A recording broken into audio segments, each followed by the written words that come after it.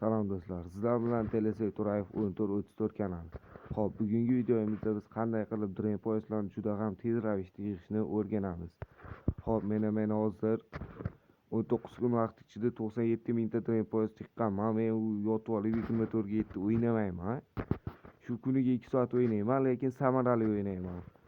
Xo'p, birinchi o'rinda live o'ynash kerak. Live'da juda ham ko'p Dream Point beradi.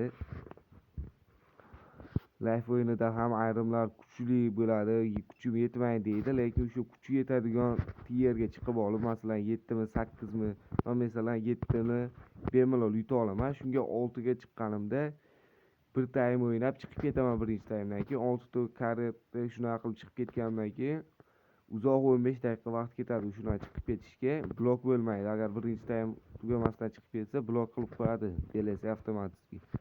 Shunga mana shu live'da 6-tiyerda birinchi taymda tezda chiqib ketaman, yana 7 ga tushganda 3-0, 4-0 ga yutib, Dream Point'larni ko'p beradi. Keyin albatta reklama ko'rish kerak.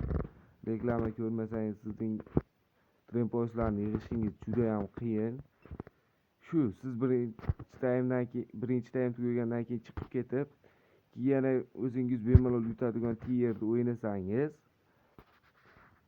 keyin siz ko'proq Dream Point olasiz.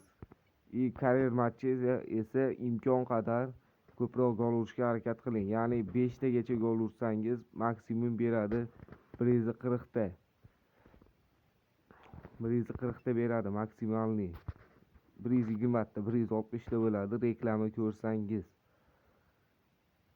Shu usul, men shu usuldan qo'llanib shu paytgacha mana 97 mingta Dream Point yig'ib, mana Rivaldoni full qilganman.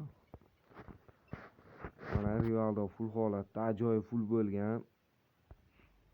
Shu bugungi videomiz shundan iborat edi. Obuna bo'lib qo'yishni unutmang.